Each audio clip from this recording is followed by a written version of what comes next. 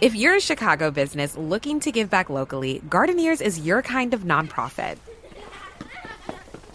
We work in under-resourced schools across the South and West Sides, helping students grow fresh food and learn about health, sustainability, and equity. Your corporate sponsorship supports hands-on education, youth mentorship, and the transformation of school gardens into vibrant green spaces. Learn more about sponsorship opportunities at Gardeneers.org, and let's grow something together. Super real.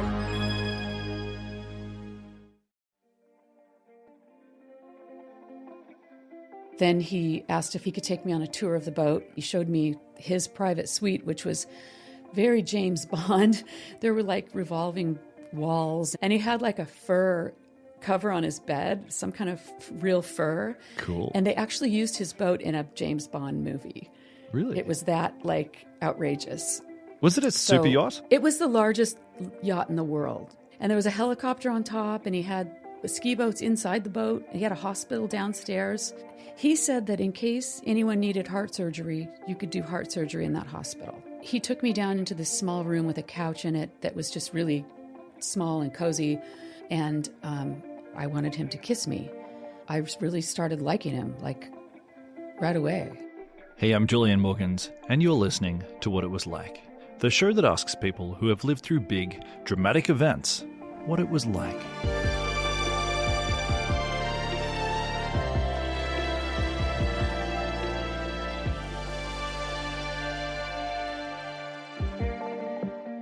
So if you've been listening to this show for a while, you'll have heard me say things like this before, but I'm going to say it again.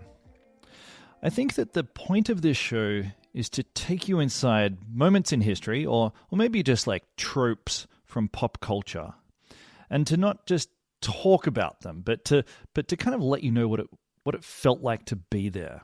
So, for example, the story of 9/11, big famous story. A lot of us remember it. We all know of it. But last week, we took you there. Or like Princess Diana, for example. Last year, we did an episode where we actually spoke to one of the paparazzi who was there when Princess Di was killed in a car accident. So these are big moments, pop culture, or big moments in history, and we actually take you there. That's the idea. That's the whole show. And today we're taking you to not so much like a moment in history as just like a really famous story, kind of just in culture. Like this is a story that we've all heard a million times before, and it's the Cinderella story.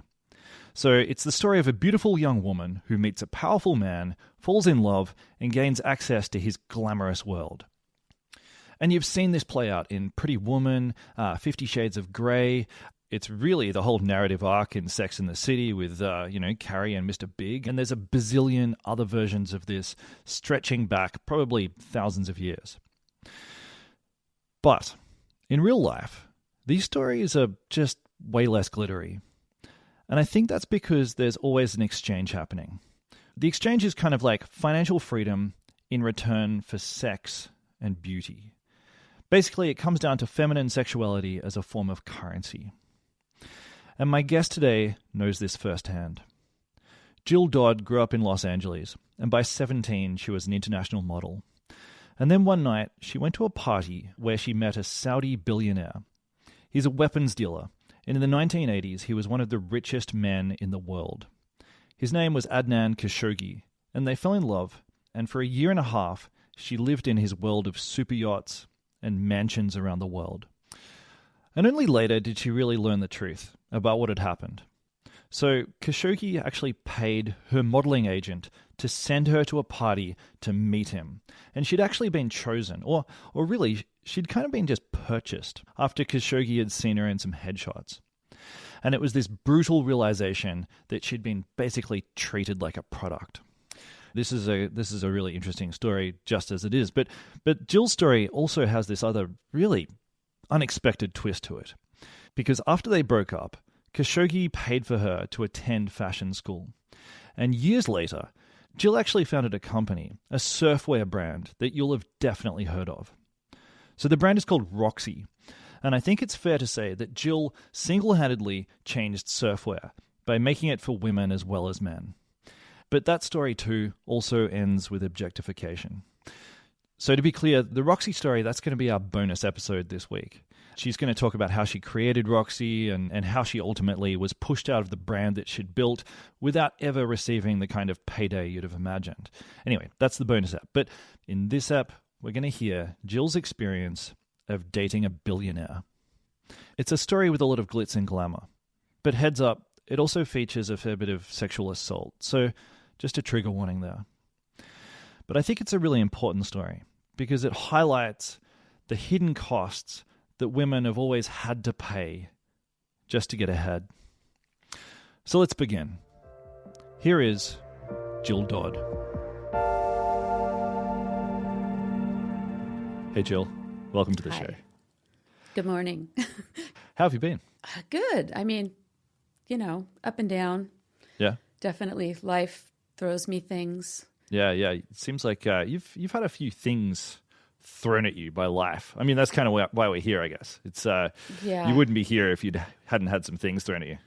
So let's talk about how you got into modeling.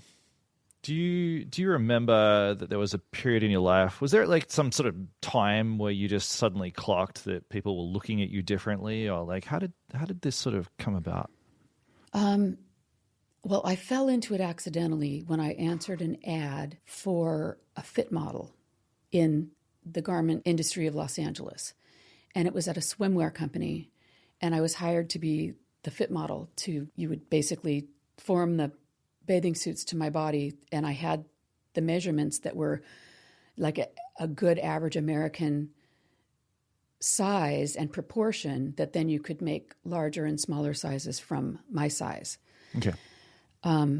And then they asked me to go on the photo shoot with the models to put everybody in the right swimsuits. And the photographer fired one of the girls on the spot and said, why isn't she in a suit? To me. And then I ended up in the photo shoot and I was paid like the other girls. And then I was like, wait, I could maybe make more money at this than the $4.25 an hour I was making at my assistant designer fit model job. Yeah. So I got an agent. So I was probably 18, just turning 18.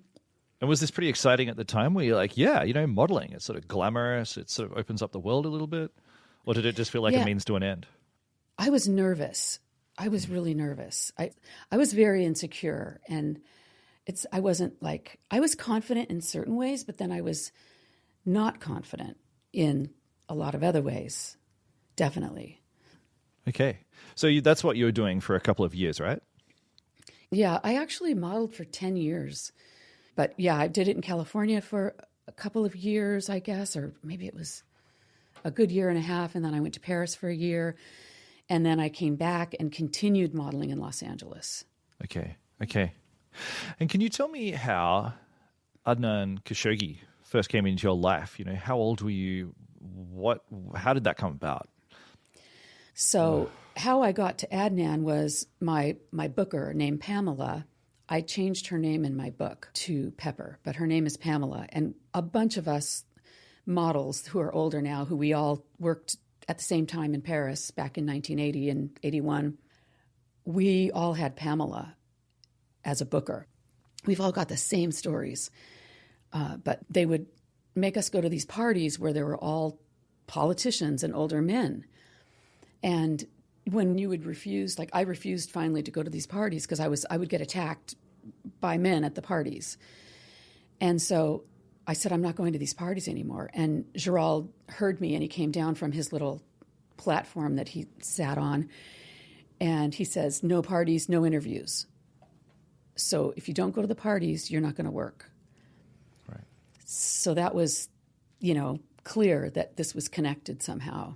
Okay. And then after several months, Pamela asked if I wanted to go to Monte Carlo with her. Okay. And by that point, I had been attacked by photographers. I'd gone through so much by that point. And so I said, how much will it cost? I really need a vacation.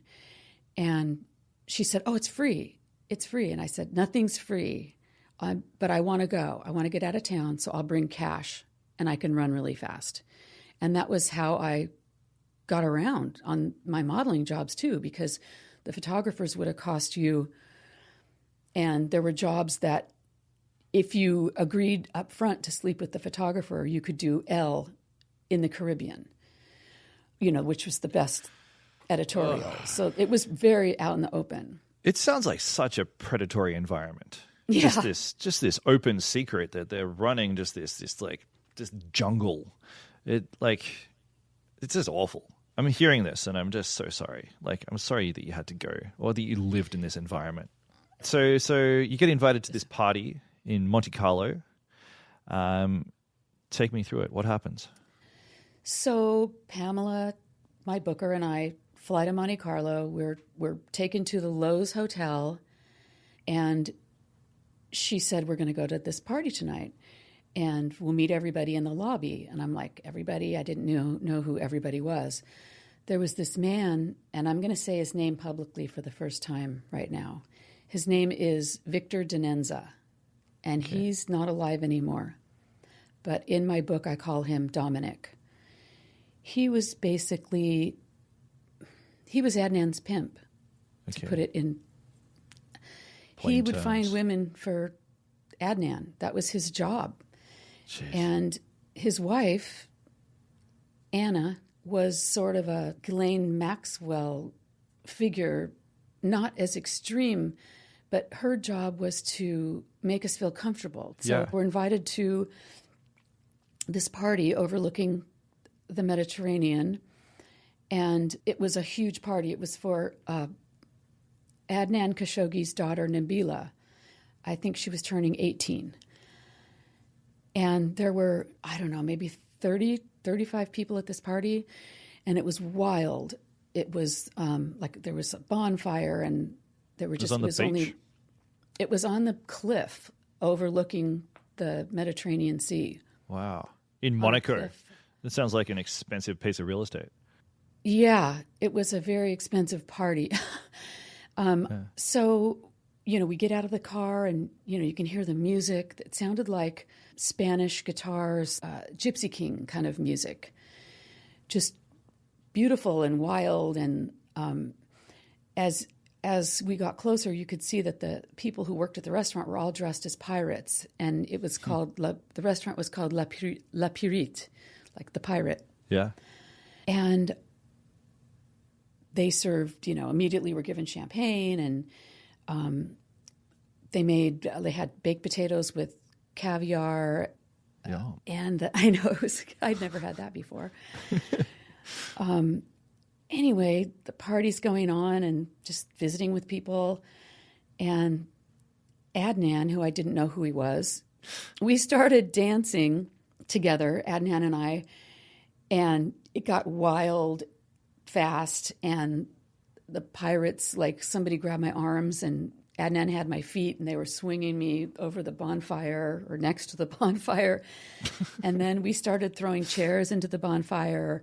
We were throwing the plates and the champagne glasses, and it got crazy, which was fine with me because I loved that. I used to go to the Greek restaurants in Paris, and yeah, cool. You basically demolish it, and it was so much fun. Yeah. So after we sat back down from dancing, then Pamela came over to me and she said, "Do you know who you're dancing with? You're dancing with Adnan Khashoggi." And I'm just like, "What? I can't hear what you're saying. I don't know what you're talking about." I wouldn't even know his name anyway. There was no internet. I wouldn't know who this guy was. And I was dancing with him because I thought he was safe, because he reminded me of like one of my friend's dads. He was 44 and I was 20. So I thought he was safe. Someone my own age, I probably would have thought, oh God, this guy's going to try to attack me. Right. But, he seems He's an safe. older guy. Yeah. And then Adnan came over and sat in the chair next to me, and he... Can you describe him? What does he look like? So he's shorter than me, balding. He has super long eyelashes, pretty eyes, kind of olivey skin, a bit overweight, so a little bit round and pudgy and sort of short, but he had a sweet face, like a very, friendly, sweet face.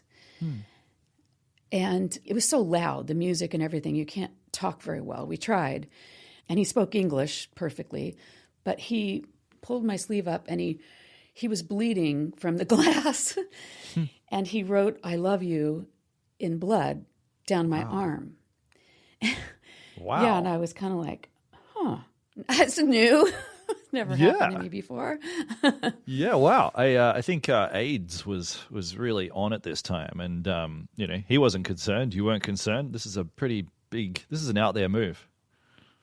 Yeah, that's a very creative pickup line. Totally. Yeah. That's right. He's God. thinking outside the box here.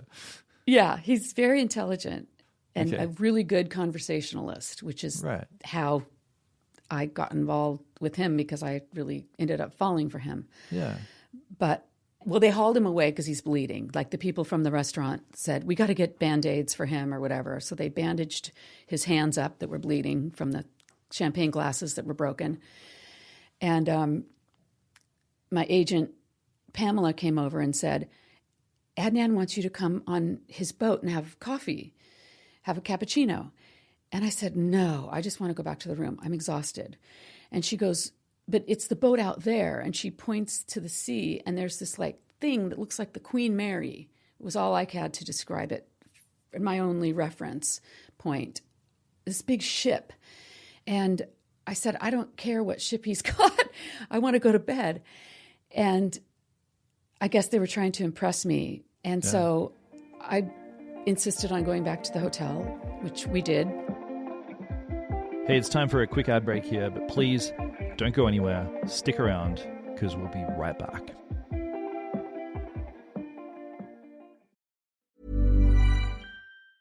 This podcast is supported by The RealReal.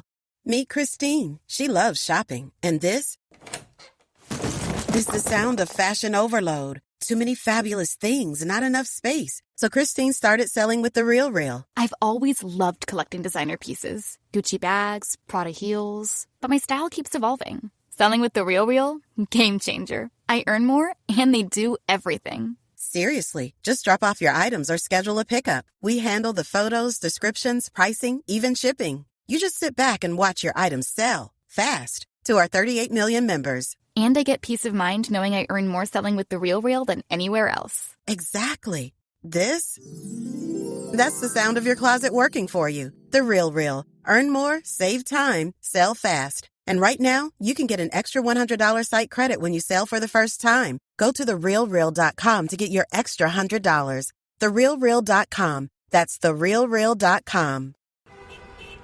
If you're a Chicago business looking to give back locally, Gardeneers is your kind of nonprofit. We work in under-resourced schools across the South and West Sides, helping students grow fresh food and learn about health, sustainability, and equity. Your corporate sponsorship supports hands-on education, youth mentorship, and the transformation of school gardens into vibrant green spaces.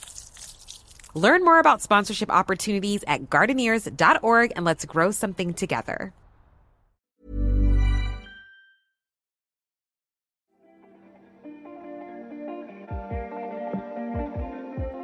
And then the following day, Victor called Pamela, and then Pamela asked again.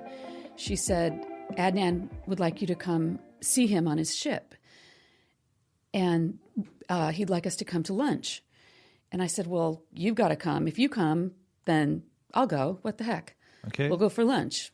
Okay. So I didn't have any dressy clothes. I put on like a scarf around my boobs and a full skirt and white moccasins. So you have to take a boat to get to the boat because it's so far out in the ocean because the harbor's too shallow. So we climb up the side of the boat, and he welcomes us on board, and he pretty quickly escorts us down to this room that's just full of couture dresses, like walls of couture dresses and shoes. Okay. These are all like brand new, or they've been used to other balls? Maybe they were runway, but everything was handmade. I don't think they were used. Wow. They had tags on them, and not all of them had tags because some of them were runway models. totally hand sewn. Was this a dream? I mean, were you kind of like, oh yeah, I have arrived? Yeah. I was really shocked because I was a fashion freak. Like, I was obsessed with fashion since I was a little girl. Okay. I started sewing in elementary school. I sewed all my own clothes in high school. Like, I would wake up early, sew an outfit, and wear it to school. Wow. So seeing these dresses that I knew about because I was reading Vogue, I was just wowed by it. So Pamela picked some like off-the-shoulder red dress, which was just very suiting for her because she was very flirtatious with men. Okay. And I got this Lanvin dress that was gray silk and some strappy metallic shoes. Anyway, we go back up to the ship deck and we all sit down for lunch. And Victor and Anna were there. And I think it was 3 of Adnan's sons. 2 of his boys at least were there. And I was seated next to Adnan, and we just talked the whole time. I was asking him questions about the kids, just everything. And he's a really great conversationalist. You weren't intimidated by his wealth. He's clearly a very, very rich, powerful man. You're in his super yacht and you're exploring his giant wardrobe full of runway dresses. I mean, I'd have been a bit like, oh my God, I've got to impress this guy. I'd have been put off. Yeah, I didn't feel that's weird. I did not feel intimidated by him. I was curious about him. I would say it was more curiosity. And I grew up mostly being with my dad more than my mom, spending more time with my dad at the fire station. So I was used to talking with older men all the time. So to me, this was a really normal thing. Also, I grew up around boats, not a boat like this, but I don't know why it didn't blow my mind. And modeling, I would model couture clothes, so I was used to seeing these garments regularly. So it was just kind of like, oh, here they are. I don't know. I didn't think too much about it. It's weird. Yeah. It was odd, but maybe it was more curiosity. And maybe was there an element of like, I don't know, maybe this is kind of a weird question after you've just sort of spoken so much about sexual harassment, but did you feel on some level that you had power? Like you had power over, these men clearly look up to you in some way as you being a sort of powerful person because they think you're beautiful. Did that give you a sense of like, no, I'm the one on the pedestal here. I can talk to this old man who's a bit bald and a bit fat because I actually have a bit of power here? God, I never thought about that.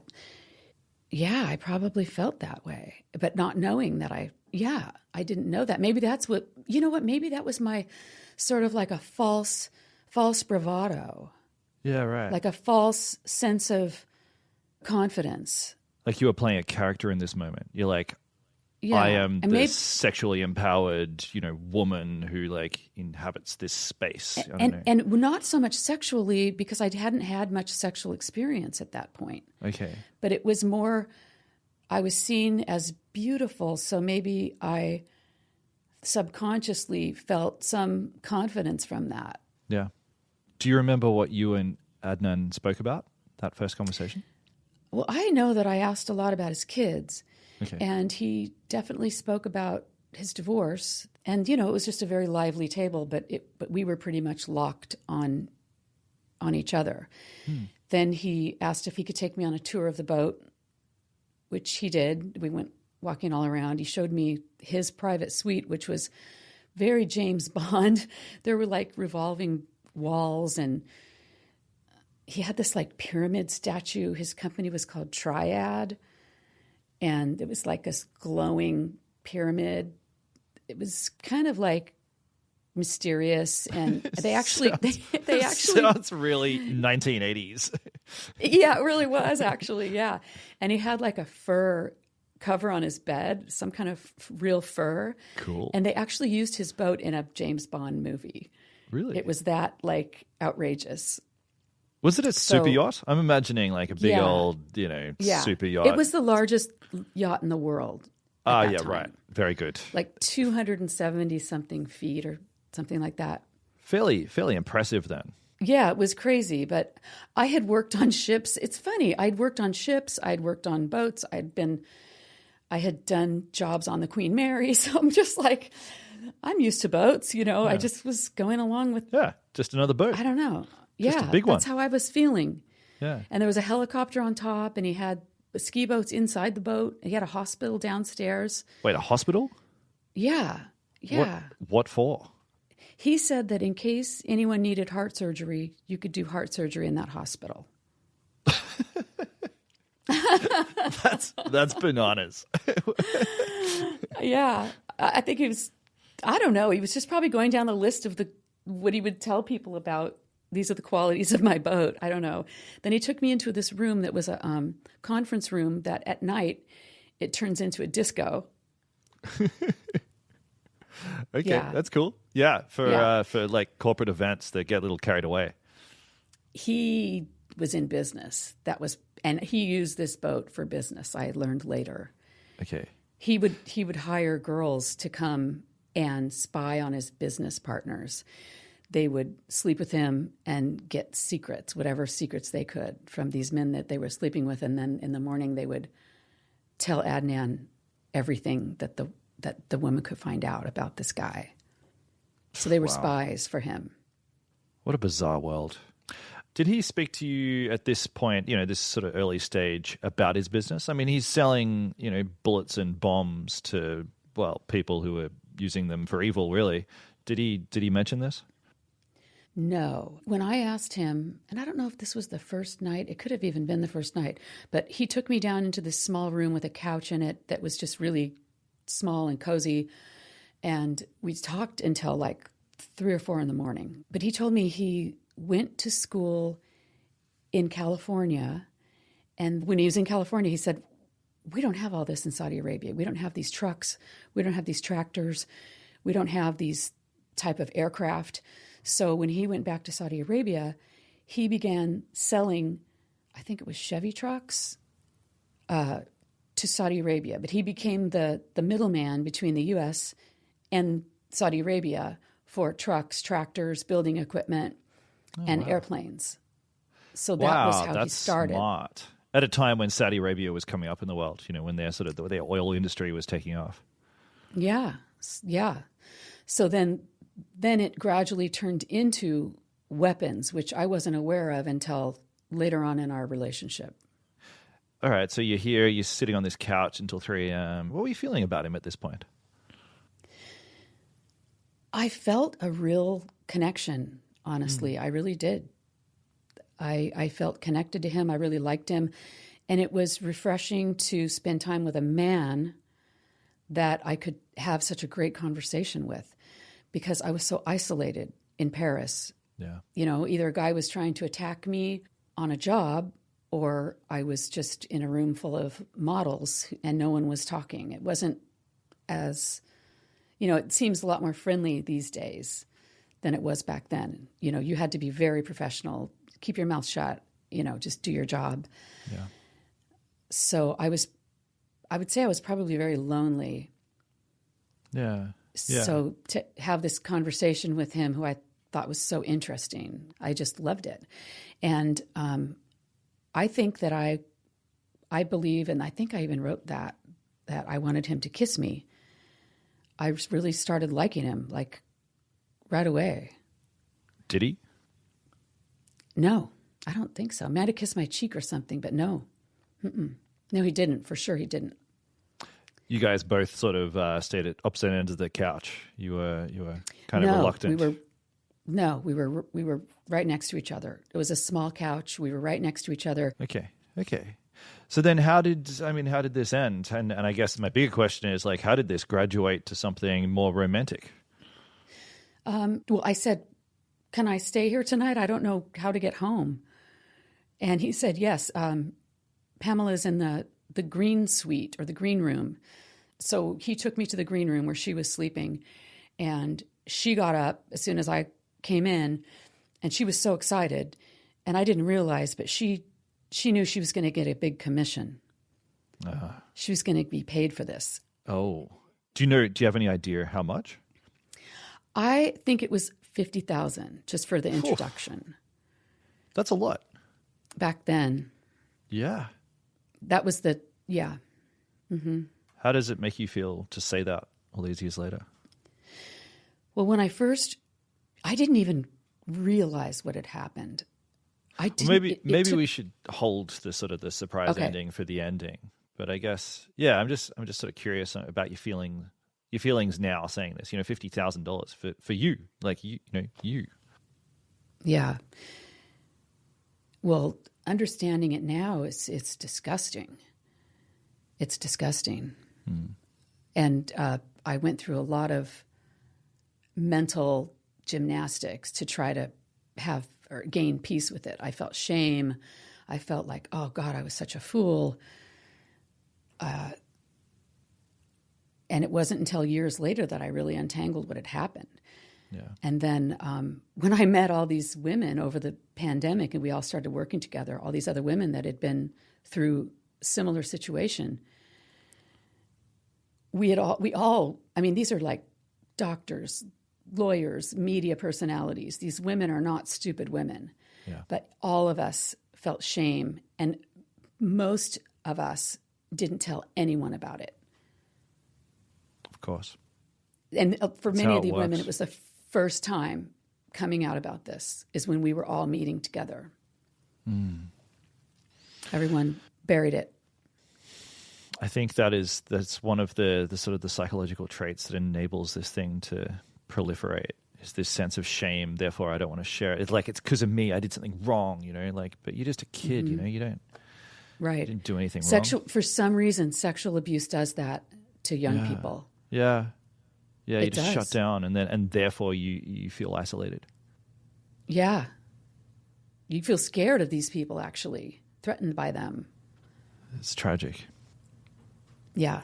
So the saga will always continue until I don't know how things can possibly. And then how did you, how did this sort of one-off meeting turn into a relationship? Well, Pamela would invite me or say that Adnan would like you to come over his house for lunch, or let's go to Adnan's house for dinner. So Victor calls me and invites me to lunch at Adnan's. And I go, and I'm in my model clothes. I'm in like Levi's and like a shredded T-shirt with beads hanging off it. Cool. And my moccasins at that time, right? Yeah. Real 80s. It was so 80s. Yeah, it sounds Oh my so God. 80s, like cutting edge. I probably had a headband on. 1980s. Yeah. Yeah, I probably had a headband on too. And we had lunch, but it was the three of us. It was Victor, Adnan, and me at a dining table, very informal lunch. And I was just thinking, why is Victor here? If this guy's interested in me, why is Victor here? Yeah. I didn't understand that. So anyway, then Adnan pulls out this catalog of jewelry, like super expensive. I don't even know what it was. Anyway, he said, what do you like from this? What are the things that you like in this catalog? So I'm looking at it and I'm just blown away. Like, I can't pick something out of this. This stuff must cost millions of dollars. It was crazy. Did you want this stuff or No? No? No, I would not feel comfortable with any of that. No. But someone offers you a diamond necklace or something or a tiara, surely you go for it. I didn't. And You didn't? He did offer me down the road in Africa. He offered me this probably like 20-carat diamond. Yeah. And I didn't take it. I said, I can't. This is too much. I can't do it. And then he got angry, like not angry, but he got hurt that I didn't take it. Yeah. And looking back, I should have taken it. That was nothing to him. And he ended up giving it to his ranch manager. His ranch manager was wearing it on his pinky later on in the week. So it obviously meant not much to him. Right. But he gave me a shirt. He pulled a shirt out of his closet. He goes, here, can you accept a shirt then? I said, yeah, I can accept a shirt. Oh, God. Okay. I wasn't after his money. Okay. Well, I feel like on some level you passed a test here. You'd sort of proven yourself to be an intellectual equal. You weren't a gold digger, Jill. And I think that hopefully that played well for you. Yeah, I think he knew that. Yeah. I mean, I'm sure he knew that. I'm sure he knew that about me. So how did it finally get to a point where you actually had feelings for him and he had feelings for you and it felt authentic? So the times that I would meet with him, even at his house or with Victor, I kept thinking about him because I hadn't had a boyfriend. I wasn't dating anyone in Paris. I was just by myself. And so I was feeling like I was getting like a crush on him or whatever at that age, what you would call it. I was at home one night and Victor calls me and he said, "Oh, I'm over here. Margot Hemingway's here." And like he's trying to impress me about the celebrities that were in the room. Mm-hmm. And he says, "I just wanted to invite you to the Canary Islands, Spain and the Canary Islands with us. We're a big group. We're going to go and for a vacation." And I said, "Yeah, I'd love to do that." And so I said, "Yeah, I want to go." Yeah. I kind of just wanted to get out of town. Yeah. And so I went to Spain with all of them on a private jet. And fun. Well, they made it fun. And it was a lot because of Anna. Because Anna was just super nice and friendly and fun. And she brought another young girl too. So it made me feel comfortable. It wasn't just like me and Victor. Right. That would have been weird. Yeah. So we fly into Spain. We go to Adnan's mansion in Spain. And we have a few days without him there. And we're just basically having a vacation. So Adnan comes into town. And I didn't know he was back or was there. And Victor comes into my room, wakes me up in the middle of the night, and with Adnan too. And I was sleeping in the room with the other girl because she was afraid to sleep alone because this was a wildlife preserve. For there was like animals outside the windows, and they had to like cover the windows with wood every night because it was like a wildlife preserve. It was crazy. Yeah. So they came into my bedroom, and Victor's like, "There she is. That's her. That's her." So they pull me out of bed, and Adnan guides me to his bedroom in that mansion. And he starts to draw a bath for me. And it's like very fancy, bubble bath and everything. And we just start talking. Okay. And which is what we would always do. Yeah. And so I was happy to see him. And I really was building it up in my mind. I really liked him. Yeah. So he went in the other room, he came back, and he was sitting like on the side of the bathtub while we were talking, or maybe on the floor, but like right there. Then he brought cocaine in, and he lined up some lines of coke, either on the side of the tub or a mirror, I can't remember. Had you ever done cocaine before? No, okay. I hadn't. And he said, "Here, do some." And I was like, "No, I don't do drugs." And he pushed me and pushed me and pushed me. And then finally I'm like, "Okay, I'll try a little bit." And I did. And then we went back into the bedroom, which was right next to the bathroom there. We sat on the bed and we're talking more. And I'm dressed, I've got one of those caftans on. And he says, "I want to tell you about my culture."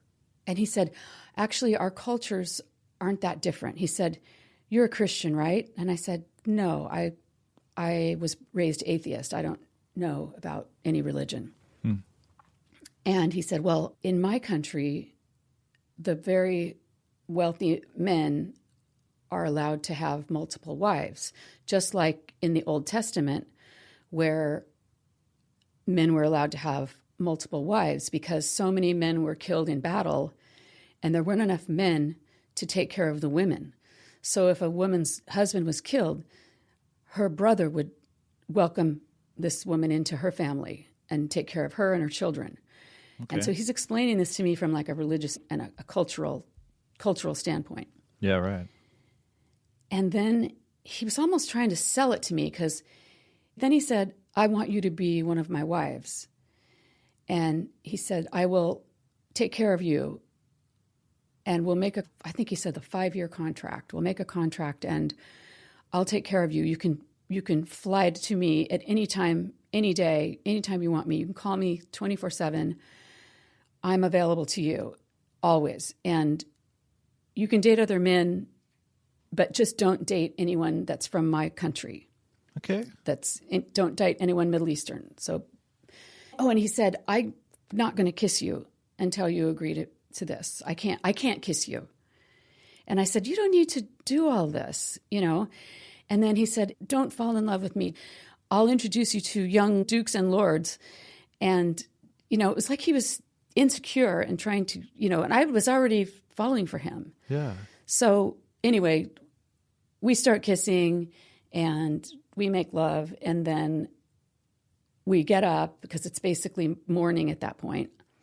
I got dressed, met him in the breakfast room, and he brought me this like leather package, which is what this super expensive jewelry comes in.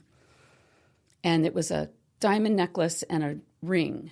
And it was a pretty mild thing. He obviously could tell I didn't like the real fancy stuff. So this was something that, you might look and go, why is that young girl wearing that? But it wasn't like in your face, I was definitely too young for it, but it wasn't obnoxious.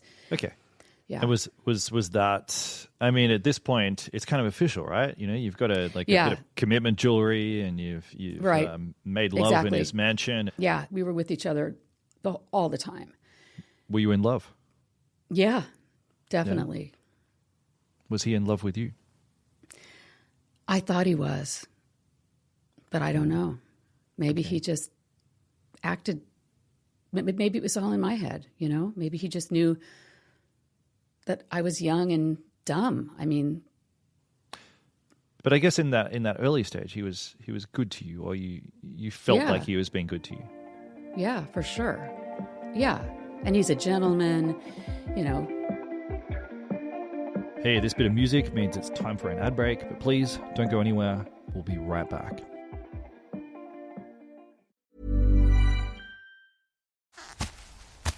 Want to get your hands dirty for a good cause? Volunteer with Gardeneers and help support students in Chicago's South and West Side schools as they learn to grow fresh food, care for gardens, and build healthier futures. No gardening experience needed, just your time, energy, and a desire to help local youth thrive. Best of all, you'll be making a direct impact where it matters most. Sign up to volunteer today at Gardeneers.org.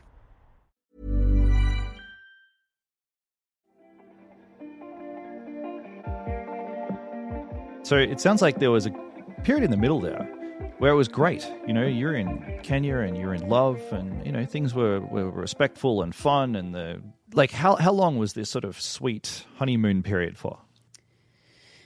About, I'd say at least a year. We were just together all the time. I had his full attention, but then there were clues. Like one night, he came and brought me a piece of jewelry and put it by my bed. But then he said, "Oh, I've got the wrong room." And then, so I was thinking, well, is there other women? Like, what's going on? And eventually, then I would be invited to these dinners and required to attend, and there were multiple women there. And it was becoming more clear that this is his lifestyle. And then he was open about it, too. So he would talk about it. Like, there was this one girl in particular that he was close with, that he told me a story of how he thought she was cheating on him, so he had her apartment bugged in Paris. Right. And then also I would run into these girls at the hotel. As I went on longer and longer, I was running into the other women, and we would be seated at dinner. But then I never was intimidated yet, because I was the one that had been around the longest.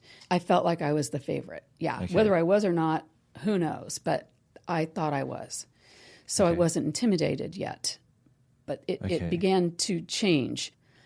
So it was fine for a while. Then slowly I started seeing the other women.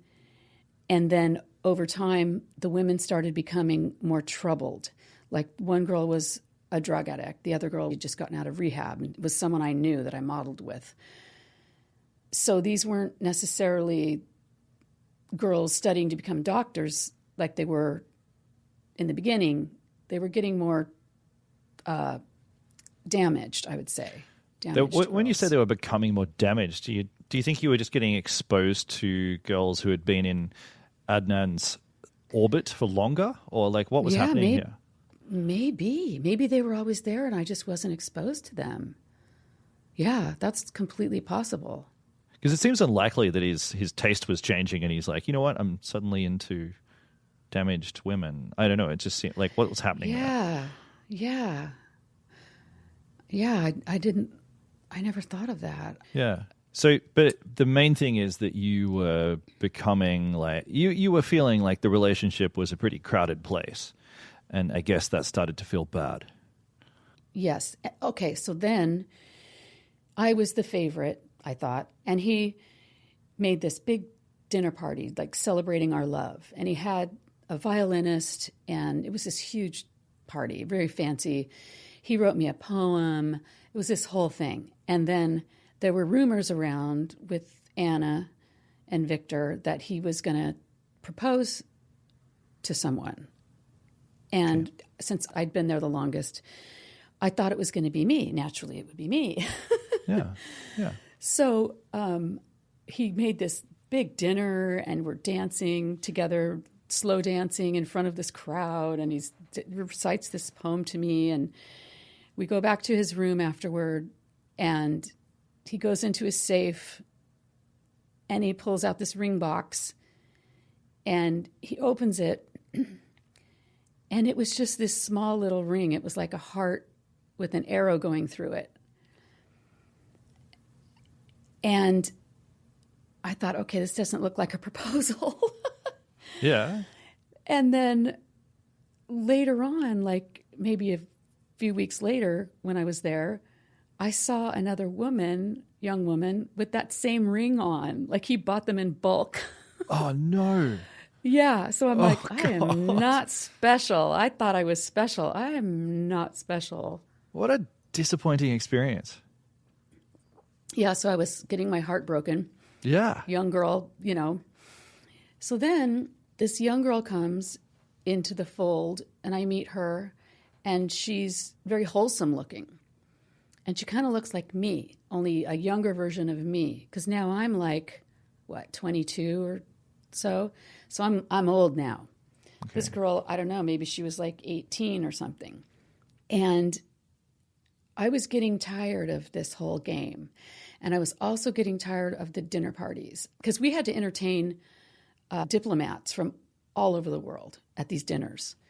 So we were required to wear couture and make intellectual conversation with the ambassador from wherever, the duke, the lord, the Saudi prince. This is what we did. So that night, Victor calls me at like 2 in the morning, and he goes, "You've got to come down. We're going to go to dinner right now." I said, "It's 2 o'clock." And he says, "Well, Adnan just got in town. We're having a big dinner." And I had it. And so I put on a dress that I would normally wear at home, like some kooky fun thing. I was in fashion design school. Adnan paid my tuition for fashion school. So I was in fashion design school at the time. And I had made this like pink satin dress. It was very, very like Marilyn Monroe. And I thought, I'm going to wear that. I'm going to dress in something that I like. Nice. And then I put on my iridescent pink eyeshadow, which was very 80s, and then this blue iridescent eyeliner. And I put hairspray in my hair and ratted it all up. I mean, I looked like a probably 80s music video or something. And so I go down, we all meet up, and we get in the limo, and it's me and this young girl wearing couture, of course, and Adnan. And he goes, "Well, the only thing I can say about that dress is that it's nice that you made it."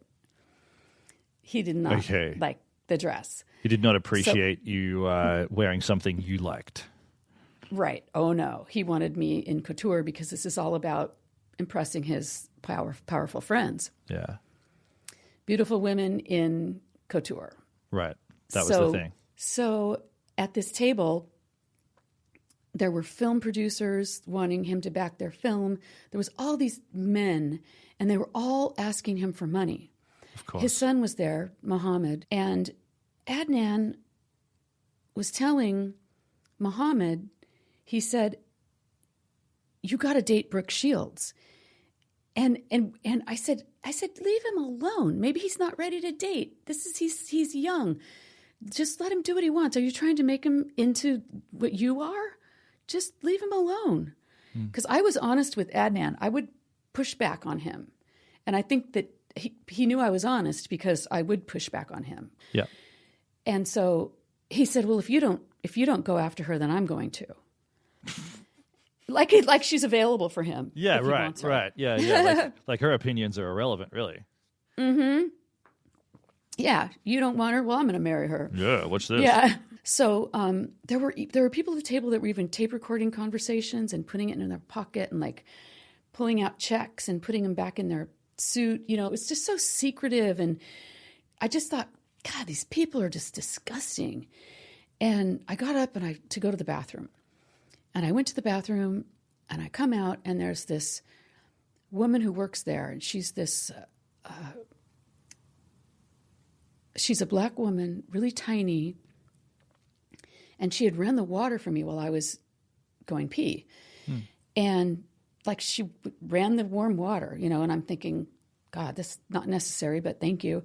And I didn't say that, but I just washed my hands. And then I just looked at her and it was like, there's something about her. And she said to me, she goes, honey, that is the prettiest dress I've ever seen.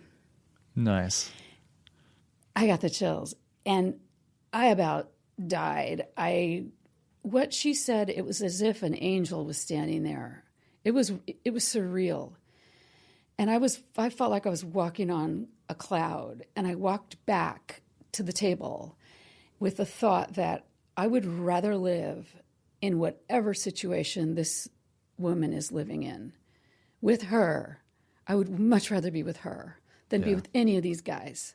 Wow. And also, I was around Skid Row a lot because I was working in downtown LA, which the garment business was interwoven within Skid Row. I was in Skid Row like every day. Yep. And I also thought I would rather live on Skid Row than live with these people. And I was like, that's it. I'm done. So I go back to the table, and it took some unwinding for us to undo our situation and relationship, but that was the last time I saw him. Wow. That was it. So when you guys broke up, I mean, how did you feel? Did you go through a breakup process? Yes, I definitely went through a lot of pain after severing it, for sure, because I went back to Las Vegas with a guy friend of mine, and we were dancing on this boat in Caesar's Palace, and I believe it was like rocking. It was this Chevy Chase was on the piano, and we were slow dancing, and he was just my dear friend, and I just started crying and crying and crying, and he said, "Jill, he's not going to change." Because I really missed him. And I felt like if I could have a monogamous relationship with him, where it was just the two of us, that I would be happy. But I couldn't handle everything that came with it. And I stayed at my grandma's house that night. My grandma used to live in Las Vegas. And she told me the same thing. I came home from that night with my friend dancing on the rocking boat, and I sat on her lap in her like Barca lounger. And I was crying, and she said the same thing. She said, honey, he's not going to change. So they knew more about what I was in than I did, really. So it was painful, and I missed him. I really missed him. I think that's so interesting, because I guess, I mean, honestly, I came to this story thinking that it was all pretty cut and dry. Like it was an exchange. You know, you offered youth and beauty, and I guess he offered financial freedom. But I mean, I'm hearing that like there's so much more nuance to it than that. I don't know. I'd like to hear you sort of like reflect on that, like that sort of notion that in the end it's just sort of like sex for money or like beauty for financial freedom. I mean, like how do you think about that stuff now? Okay, so now that I'm almost 66, I see it much more clearly. I see it crystal clear now. I see that he bought me because he wanted to use me for his lifestyle. Now, he treated me kindly. I wasn't sold as a sex slave. I wasn't sold to somebody off the coast of Africa and killed, never seen again, which that has happened to girls. But he wanted me to make him look good. He wanted to enjoy my youth. The other thing that at the time, I had low self-esteem, and I was competing in the modeling world. So I wasn't going around thinking that I'm beautiful. I only saw my flaws.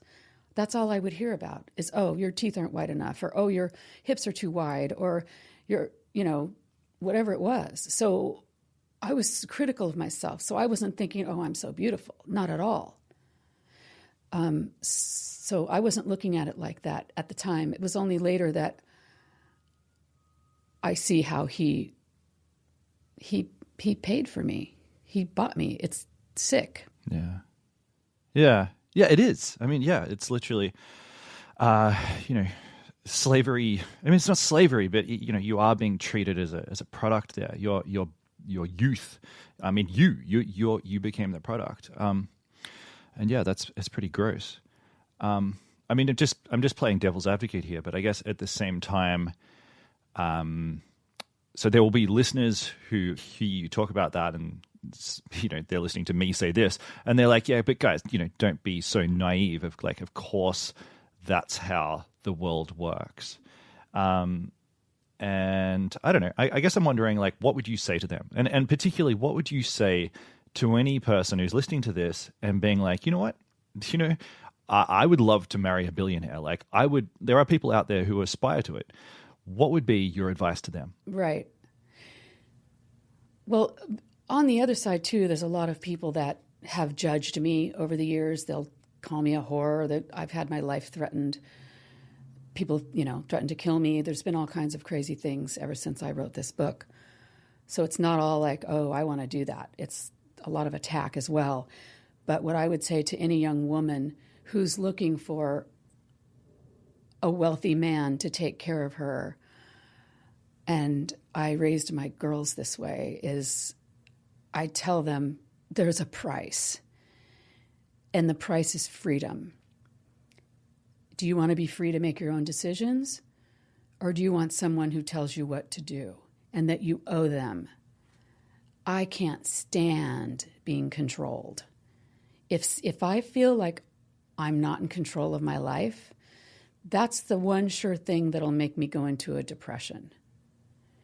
If I feel like I can't control my circumstances, I get really down. I have to feel free. That's number one. And if I'm not free, I'm not happy. So you're always giving up. I think you give up your freedom, Yeah, totally. So Adnan, he died just a few years ago. He died on my pub date, my publication date, the same day. Oh, no way. Wow. I didn't realize that. That's a hell of a coincidence. I know. When he died, did you feel like you guys had left things unresolved? Did you have questions that you still wanted answers for? Well, I spoke to him a few times after we broke up, because I called him a few years after I got divorced from my first husband, told him what was going on, and he invited me to come back and be with him again. And I'm like, nope, got to do it on my own. And then later on, I was, as a fashion designer, I was doing research in Monte Carlo, and I called him, and he called me right back, and he invited me to come stay with him at the King of Morocco's house. Yeah, so we kind of resolved it over the years by staying in touch. Not a lot, but here and there. So I felt like it was resolved, and in a friendly way. He understood where I was coming from. I kind of got what he was doing. Yeah. And looking back on it now, do you think he had genuine feelings for you? I mean, I know that earlier you said you kind of scoffed or said, I don't know if he ever loved me, but when you think about it now, do you think he had feelings for you? I mean, would you describe it as a reciprocal relationship? I think it was. I think it was a reciprocal relationship. Maybe it was like girlfriend, boyfriend in his weird world. But it felt reciprocal to me. He was available to me always. We talked about everything. We were attracted to each other. We had fun. We laughed. We would just intellectually spar. I mean, there's no way that it wasn't fun. I mean, I had fun. I can't imagine he was pretending to have fun. And he wanted me to come back to him all those times, all those years later. He definitely trusted me. Oh, the other thing he explained to me once was I called him out on the girls, and I said, and it was after he gave me that ring. I said, how do you have a relationship with all these different women? How do you do it? And he said, well, my heart is like a chest of drawers. And when I see you, I pull out that drawer. And when I see another one, I pull out that drawer. He compartmentalizes it. And because he was known as the wealthiest man in the world at that time, he felt that he had the right to have a harem just like the kings, Yeah. He felt like he had a right to the biggest set of drawers in the world. Exactly. Yeah. Well, Jill, you have been an absolute delight. I can't thank you enough for coming on the show, for sharing your story. It's been great to see you. So nice to see you. If you've enjoyed today's interview and you want to learn a bit more about Jill's story, I highly recommend that you check out her book. It's called The Currency of Love, and it's available online on Amazon, on Goodreads, all the usual places. You can probably order it at your local bookstore. It's beautifully written. It's really interesting, and it includes a lot of details that we didn't have time for today. So check it out. That's The Currency of Love, a courageous journey to finding the love within. Today's episode was produced by Rachel Tuffery. It was mixed by Jimmy Saunders, who also did our theme music. Our cover art is by Rich Akers. Ellie Dickey is our intern, and this whole thing has been a Super Real production.